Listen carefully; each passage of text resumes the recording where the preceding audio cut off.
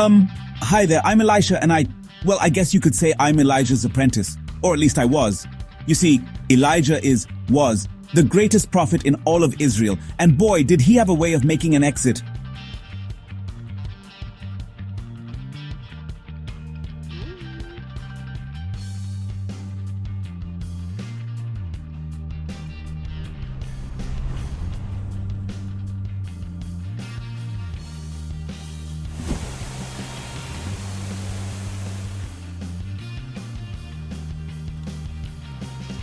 Elijah was like a superhero, you know? He could call down fire from heaven and even make it rain after years of drought. Me? I was just a simple farmer before Elijah showed up in my field one day. Talk about a career change.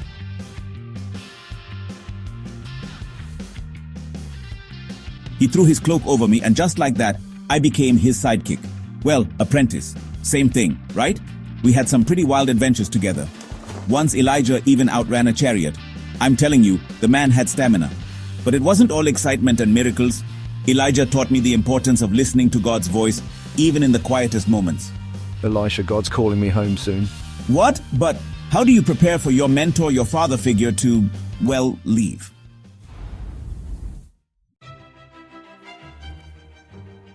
We traveled from Gilgal to Bethel, then to Jericho. As surely as the Lord lives and as you live, I will not leave you. I mean, would you leave your hero behind?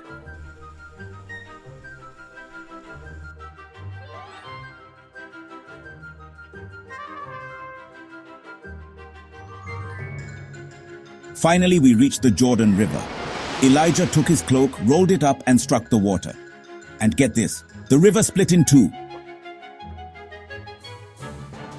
Tell me, what can I do for you before I am taken from you? Let me inherit a double portion of your spirit. You have asked a difficult thing. If you see me when I am taken from you, it will be yours, otherwise no dice. I nodded, determined not to blink. As we walked and talked, suddenly, whoosh!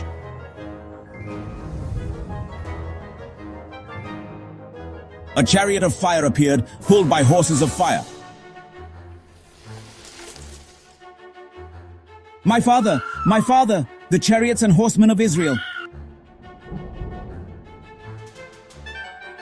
And just like that, he was gone. I stood there, my heart pounding, staring at the sky in awe. Then I noticed something on the ground. Elijah's cloak. I picked it up, feeling the weight of responsibility settle on my shoulders. As I headed back to the Jordan, I realized that this wasn't just the end of Elijah's story. It was the beginning of mine. To my amazement, the waters parted again. I crossed over, ready to continue Elijah's work. The spirit of Elijah is resting on Elisha. Talk about a confidence boost. You know, sometimes God calls us to do things that seem impossible. But with faith, well, let's just say the sky's not the limit. So that's how I went from being an apprentice to, well, I guess you could call me a prophet in training. Who knows? Maybe one day you'll be the one parting rivers or calling down fire from heaven.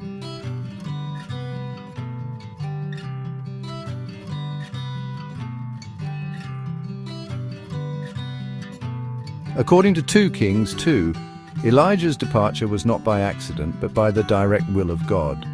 The Lord had revealed his plan to take Elijah up to heaven, marking the completion of Elijah's prophetic mission on earth. The chariot of fire and horses of fire were not just a dramatic exit. They were a divine vehicle, a symbol of God's overwhelming power and presence. This miraculous event signified that Elijah's work as a prophet was finished, and that God himself was calling him home in a way reserved for only the most faithful servants. For Elisha and the people of Israel, this was a powerful reminder that God's purposes are sovereign, and that the prophetic spirit would continue, even as one great leader was taken up. Only Elijah was chosen for this extraordinary departure, highlighting his unique role in God's plan and the spiritual legacy he left behind.